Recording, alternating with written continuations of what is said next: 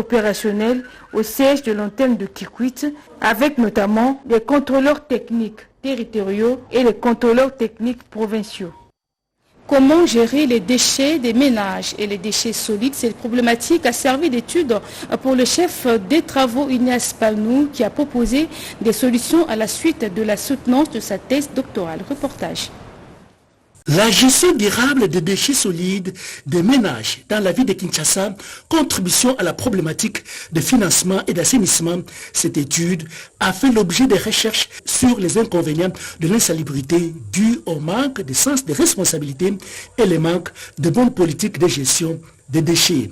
Les chercheurs, chefs de travaux, Panou Kitenge Ignace, du département des sciences économiques de la faculté des sciences économiques et gestion de l'université de Kinshasa, a, à travers cette étude, proposé des pistes de solutions durant l'exposé de sa thèse doctorale devant le jury, dirigé par le professeur ordinaire Mabi Moulumba. Ce vendredi 3 février 2023, des solutions basées sur la sensibilisation et la conscientisation de la population de s'occuper en toute responsabilité de ses propres déchets, mais aussi une interpellation aux autorités du pays pour de bonnes décisions dans la gestion des déchets et les financements. En 30 minutes, le récipiendaire a présenté des résumés de son étude. L'évaluation de l'exposé du sujet par les jurys lui a valu la mention grande distinction à l'issue du huis clos. Précision du récipiendaire. Les gens prétendent que la gestion des déchets c'est une affaire des autres, alors ça nous concerne. Qui sont victimes, c'est nous. Quand il y a mort d'homme, c'est nous. C'est que nous devons faire le minimum pour que chacun de nous apprenne à gérer ses propres déchets chez lui à la maison. Et à cela pourra amener l'État aussi à porter ses responsabilités pour aussi arriver à assainir le milieu urbain. Bon, les recommandations, il faut que l'État aussi congolais arrive à faire le nécessaire comme ça s'est fait dans d'autres pays. Le professeur Kabeya Chikoukou, initiateur de ce sujet, a apporté un appui de taille dans cette étude. J'espère que l'opinion qui nous suit, que les dirigeants qui nous suivent comprendront que nous vivons dans une ère où aucune nation ne peut penser sa promotion sans la maîtrise de la science. Le couronnement de tous ces efforts était la remise des insignes universitaires aux lauréats par les représentants directeurs de l'UNIKIN et de tous les membres du jury composé des éminents professeurs des universités pour une jouissance scientifique. Une marche de soutien en faveur des forces armées de la République démocratique du Congo dans la province du Haut-Katanga. Elle a été organisée par la population de ce coin du pays. Reportage. Une longue procession qui draine une foule sans pareil. D'aucuns parleraient d'une démonstration de force, des visions Fachi rénovées dans les rues de Lubumbashi. Nous sommes dans le Haut-Katanga. Kalimboui, en première ligne.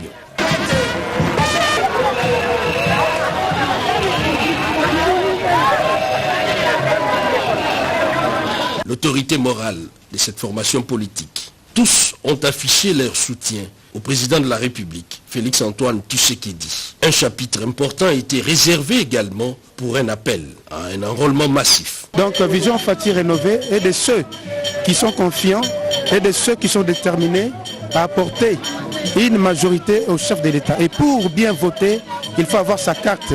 Vision Fachi rénovée s'insurge également contre ceux-là qui mènent une mauvaise campagne contre l'opération en cours d'enrôlement des électeurs et identification. D'autres rassemblements sont prévus pour intensifier cette campagne. Les travaux de réhabilitation de la route Kasomeno-Poueto en passant par Kiloa, amorcés par le gouvernement provincial du Haut-Katanga, poursuivent leur bon nombre de chemins. L'office des routes chargé de les exécuter a atteint plus de 50 km, comme a pu le constater notre confrère Didier Mumba. Les engins de l'atelier complet remis par le gouvernement Kiaboula à l'office des routes Haut-Katanga continuent de faire du service sur l'axe Kasomeno-Kiloa. Chaque jour qui passe, des kilomètres rendus praticables s'ajoutent à d'autres, permettant ainsi aux usagers de circuler en toute quiétude. Les travaux réalisés par l'Office des routes sont passés au peigne fin par le Bureau technique de contrôle, un service de l'État chargé de s'assurer que l'argent du contribuable est utilisé à bon escient. Le directeur provincial de l'Office des routes, Justin Yumanjadi, se dit satisfait de l'évolution des travaux en cours et qui ont atteint les 52 km au départ des Kasomeno. Nous sommes déjà au kilomètre 52. Nous avons commencé un peu en retard au mois de janvier puisque les engins devaient subir les entretiens. Donc nous sommes en train de tout faire pour que le mois que nous sommes, qu'on atteigne les 80 km à partir de Kasomeno. Justin Yumanjadi rassure qu'un autre lot d'engins permettra à son entreprise d'aller encore plus vite dans les travaux. Les difficultés restent l'insuffisance souvent de matériel de travail. Il y a certains matériels comme les bulldozers. Pendant cette période de pluie, pouvaient nous aider à avancer plus qu'avec cette vitesse ici. Les travaux initiés par le gouvernement Kiaboula sur l'axe Kasomeno-Kilwa atteindront Pointe-au-Centre et rendront fluide la circulation des personnes et des biens sur cette artère très économique de la province du Haut-Katanga. Les clubs tous aimés sont à l'heure du numérique. La FAOE, Forum des éducatrices africaines, a formé les enseignants et enseignantes sur l'instruction à distance dans ces clubs. Edith Chala pour le reportage. Le Forum des éducatrices africaines de la République démocratique du Congo fait de l'éducation de la jeune fille son cheval de bataille. C'est dans ce sens qu'il a organisé durant 3 jours à Kinshasa, du 26 au 28 janvier 2023, un atelier de formation des enseignants et enseignantes, marraines et parrains des clubs tous aimés sur le fonctionnement des clubs tous aimés numériques. Quels seront les types de réunions qui seront organisées dans ces clubs? C'est une nouvelle approche que nous avons apportée au club tous aimés déjà, qui permet aux enfants de discuter, au fait d'organiser toutes les activités qu'ils organisent déjà pour les clubs, c'est maintenant de les organiser à distance. Ce sont les mêmes activités que les enfants organisaient dans les clubs tous aimés en présentiel. Maintenant, les enfants peuvent les organiser à distance. Pour le formateur Rigen Kisiaka, les enseignants et enseignantes auront l'opportunité de tenir des réunions à distance avec des élèves afin de traiter tous les problèmes ou facteurs qui entravent leur performance scolaire et leur épanouissement social. Ils ont bel et bien montré cette volonté-là d'accompagner FAOE dans la partie numérisation. Et nous avons vu comment chacun d'eux s'est donné pour montrer l'importance aussi de cette activité. Avec à sa tête l'honorable Louise Mayuma Kassende, le Forum des éducatrices africaines en sigle, FAOE RDC, est une ONG panafricaine qui œuvre pour la promotion des éducations des filles et des femmes pour leur développement. Et puis de la province du Tanganyika a accueilli avec ferveur le coordonnateur de l'Union sacrée dans l'espace Grand Katanga, Henri Amba, a échangé avec les autorités provinciales, notamment le rapporteur adjoint de l'Assemblée provinciale et le vice-gouverneur. D'autres détails dans ce reportage.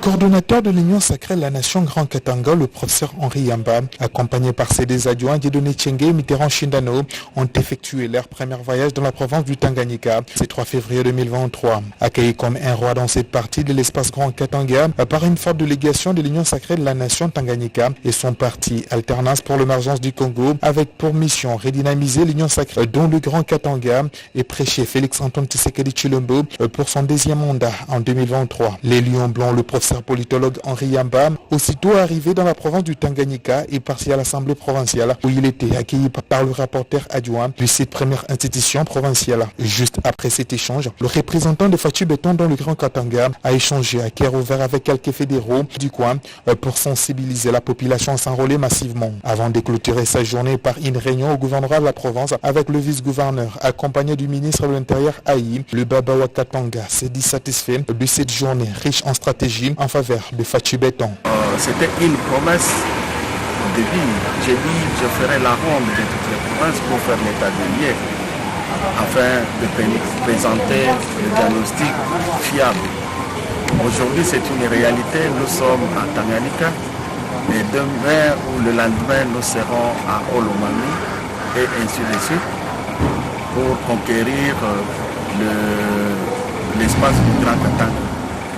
Donc nous sommes venus prêcher Fatou Béton à Kalemi. La mission du professeur politologue Henri Yamba et son équipe de conquérir l'espace Grand Katanga en faveur de Fatou Béton continuera dans la province du Tanganyika jusqu'au 8 février 2023. Rendons-nous de la province du Bas-Uélé où le gouverneur fait la ronde des écoles de la ville de Bouta. sourire aux lèvres qui est le gouverneur de la province Tibazoélé, Nzanza Bombiti Jean-Robert, constate l'effectivité de la campagne Pas d'une école sans banc qui est à près de 70% de réalisation dans la ville de Bouta. Cette initiative, le gouverneur de la province l'a conçue lors de sa visite dans des écoles le premier jour de la rentrée scolaire 2022-2023. Le professeur Nzanza Bombiti Jean-Robert a trouvé les élèves assis à même les sols pour suivre les enseignements. Touché, l'autorité provinciale n'est pas restée insensible. Avec l'appui de l'UNICEF, il s'est mis à fabriquer le banc.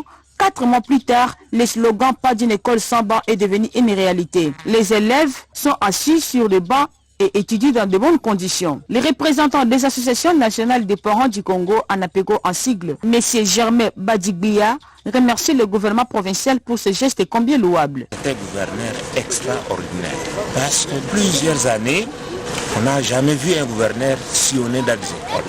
Aujourd'hui, j'ai vu, il est entré dans des classes et il a constaté ce qu'il a fait. Il y a beaucoup d'écoles qui ont des bancs.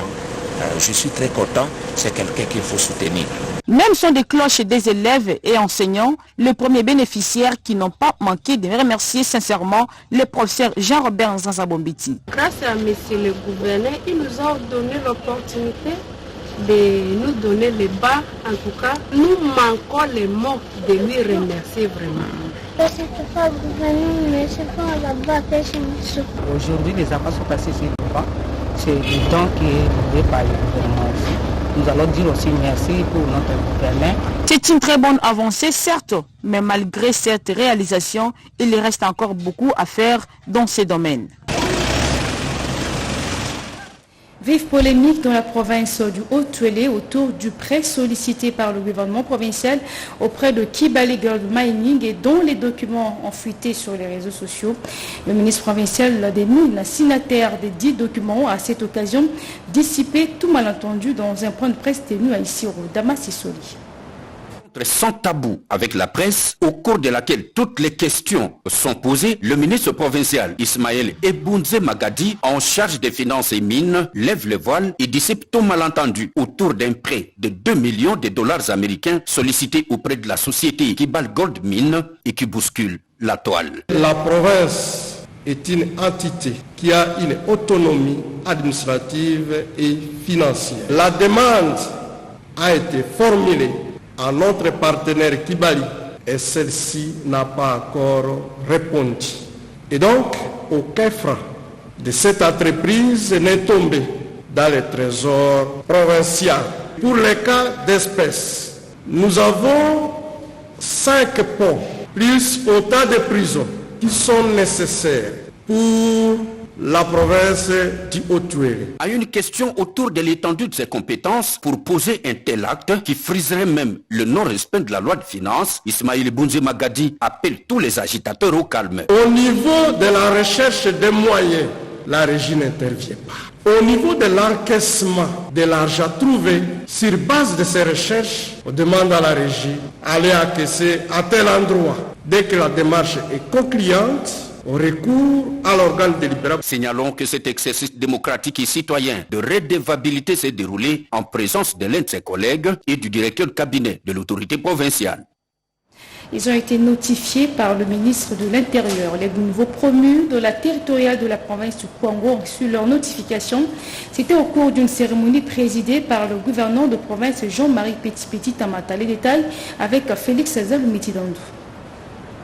Maire adjoint, bourgmestre et bourgmestre adjoint de la ville de Kenge, ainsi que les administrateurs et administrateurs adjoints du territoire de la province du Congo ont désormais leur notification de nomination. Celles-ci leur ont été remises personnellement par le gouverneur de province devant le secrétaire général à l'intérieur. Jean-Marie Petit Tamata a vite fait de remercier le chef de l'État qui a daigné prendre des ordonnances pour renouveler des fonds en comble les animateurs de la territoriale. Selon lui, ce geste permet à sa province de combler le vide, ça et là, afin d'asseoir l'autorité de l'État. Je vais demander aussi à la ministère de l'Intérieur, de nous aider pour qu'on organise beaucoup d'ateliers de renforcement des capacités. Il faut beaucoup de séminaires, parce que la tâche est immense. Le secrétaire général à l'intérieur a saisi cet instant pour rappeler les erreurs promues au respect des règles d'éthique et de déontologie d'un agent public de l'État. Règles qui exigent les sens de dignité, de responsabilité et de personnalité à chaque instant dans l'exercice des fonctions de l'État. Oubliez vos parrains politiques. Vous devenez des agents de l'État. Vous êtes au service de l'État. Vous êtes au service des autres. Vous êtes au service de la communauté. Il est à noter que le chef de l'État tient beaucoup à la territoriale de proximité, du reste gage pour tout développement à la base. Ces moments de remise des notifications se déroulaient devant le gouvernorat, sous une pluie battante sur Kenge.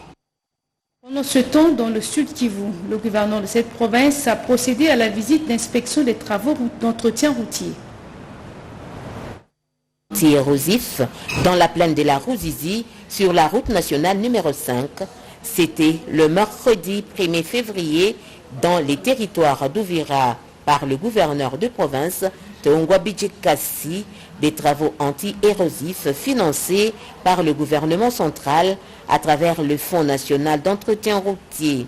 Ces travaux rentrent dans les cadres du programme Entretien routier 2022 qui vise à rendre fluide la circulation là où il y a eu complications. Les gouverneurs de province, satisfaits de ces financements, a remercié le chef de l'État Félix-Antoine Tshisekedi Tshilombo et le gouvernement central à travers le FONER. Grâce à l'intervention du président de la République, Félix-Antoine Tshisekedi Tshilombo, aujourd'hui nous avons le moyen pour effectivement réparer ces différents endroits. 4 projets de lutte anti-érosive ont été lancés entre le PK 71 et le PK86, notamment Luvungi Centre, à Lushila, à Kitebesho et à Luberizi, les endroits où les érosions menacent la route nationale numéro 5. Accompagné par les directeurs provinciaux de l'office de route, l'ingénieur Anissé Kakessa Tamukombo et Balole Boami Mouchekourou du FONER, le gouverneur Tongwabidje Kassi a amorcé les travaux de la route de déviation au pont Kavuguvugu pour permettre aux passagers et usagers de trafiquer avant que les financements n'arrivent. En attendant que le travaux du pont commence, je viens de lancer donc la déviation. On va créer un chemin pour permettre à la population, aux véhicules, de continuer à circuler sur la RN5. La route nationale numéro 5 mérite une attention particulière auprès du gouvernement central car cette route relie les villes de Bukavu, Uvira et Baraka. La ville de Bukavu et les 2 ports nationaux, notamment celui de Kalundu à Uvira et Mushimbake à Baraka, mais aussi les 2 frontières, la République démocratique du Congo et le Rwanda, et la RDC et le Burundi. Suivez à présent les activités déployées au mécanisme de suivi.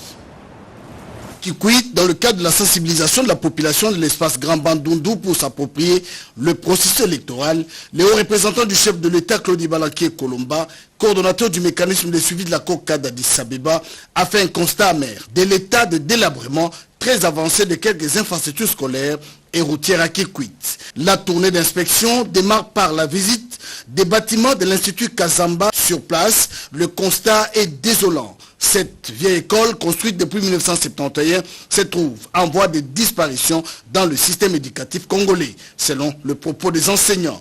Pas de bons, ajoutez à cela l'impaiement de certains enseignants. Nous commençons par l'école, car l'avenir de la jeunesse, c'est entre les mains de ses enfants. Les ministres, les députés seront parmi ces enfants. Les doléances ont été soumises à Claude Ibalanki pour transmission au chef de l'État afin que les solutions urgentes soient prises. Dans le cadre du soutien à la gratuité de l'enseignement, les hauts représentants du chef de l'État, lui-même, fils du terroir, a pris l'engagement de procéder à la réhabilitation de cet établissement scolaire.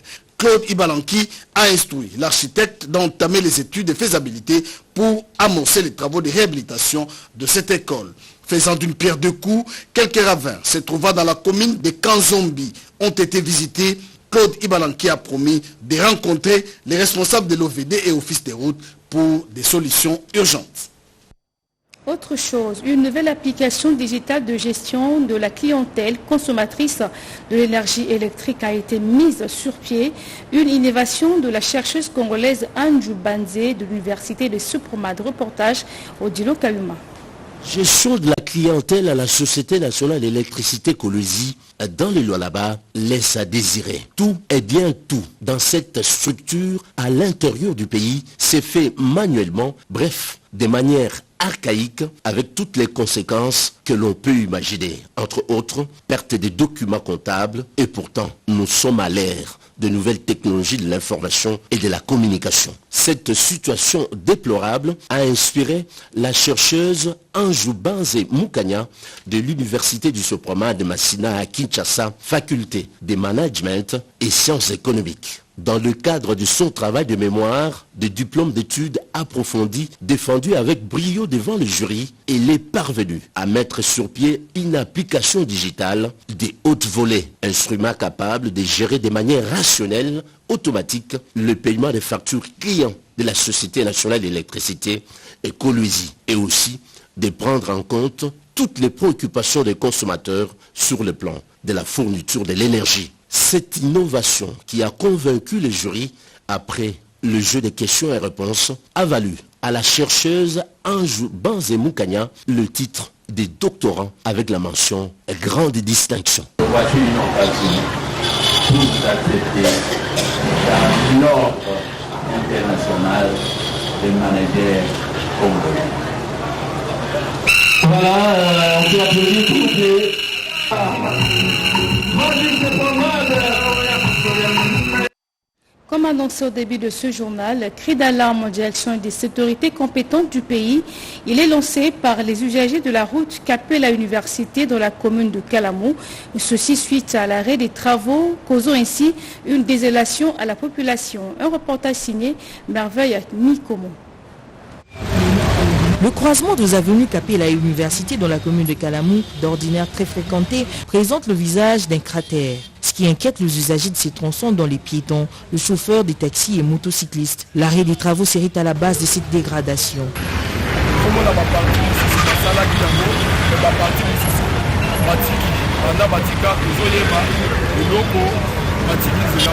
Ceux qui ont commencé ce travail ne l'ont point achevé. Nos motos tombent en panne. Il arrive que le client chute dans ses eaux usées. C'est très déplorable. Il n'y a plus de caniveau, tout est bouché.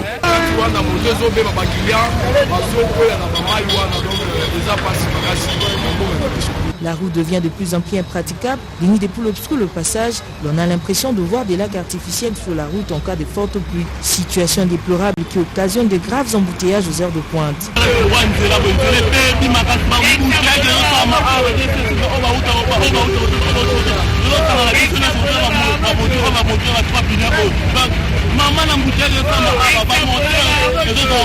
Des embouteillages graves se forment ici.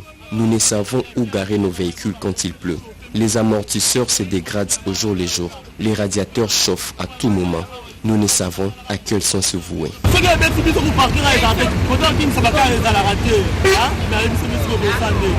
Les usagers de ces avenues, notamment les transporteurs en général, invitent l'autorité urbaine et nationale à y prêter attention dans le cadre du projet Kinshasa Zéro Trou au regard de son importance en tant que voie secondaire. La province du Lualaba tient à lutter contre la faim et la malnutrition. C'était lors d'un atelier organisé sur la sécurité alimentaire appuyé par le Programme mondial alimentaire. La situation d'urgence est le socle de cette enquête menée par l'Institut national des statistiques avec l'appui du Programme alimentaire mondial, pas mon sigle. Les résultats de cette enquête de juin à juillet 2022 a été ainsi présenté ce vendredi 3 février 2023 à Kolwezi et s'étend sur toute l'étendue des 4 provinces issues du Katanga. Tout d'abord, le mot de Moustapha Touré, chef de bureau PAM, Espace Katanga. Il a remercié les gouvernements provinciaux concernés pour leur implication afin d'arriver aux résultats présentés. Ensuite, Madame Nathalie Ngandou, ministre provinciale représentant la gouverneure Fifi Masuka Saini, a pris la parole. Elle a présenté la caractéristique de l'activité du jour. J'invite chacun et chacune de vous d'y participer de manière lucide et assidue, afin que les conclusions et les recommandations qui sortiront de cette rencontre nous permettent effectivement de l'emporter sur la sécurité alimentaire dans notre province de façon durable. Il s'en suivra la présentation de la réquisition de l'Institut national des statistiques à travers les indicateurs de l'insécurité alimentaire dans les territoires du Lualaba par les stratégies de survie des ménages. Il se dégage qu'ici, 6% des ménages sont en insécurité alimentaire sévère, 35% en insécurité alimentaire modérée et 45% en insécurité alimentaire. Au chef de bureau PAM de présenter quelques recommandations. Au niveau du Lualaba, les recommandations concernent surtout la mise en place d'opportunités économiques pour les ménages, la création d'entreprises et aussi le renforcement des capacités agricoles. C'est Madame le ministre provincial Nathalie Ngandou qui a clôturé cet atelier. Un atelier de sensibilisation à la collecte des données impliquant divers services d'administration des mines dans le but d'établir la cartographie et la filière de cuivre, zinc et cobalt. Il a été organisé hier par le secrétariat technique de l'ITIE RDC. Peggy Mukunda, Raphaël Nsadi pour le reportage. Sensibiliser et échanger avec les acteurs du secteur artisanal minier sur leur participation active à la collecte efficace et régulière des données afin de produire un rapport de conciliation sur les secteurs artisanal minier. C'est l'objectif de l'atelier de lancement de la collecte de données de cadrage et rapport ITIE-RDC sur l'exploitation minière artisanale et à petite échelle, filière or et 3T, je cite, cuivre, cobalt et zinc. C'est un rapport qui va nous permettre d'avoir une vraie photographie de ce qu'est l'exploitation artisanale des 3T et de l'or dans notre pays pour voir comment est-ce qu'on va l'intégrer dans le rapportage ITIE.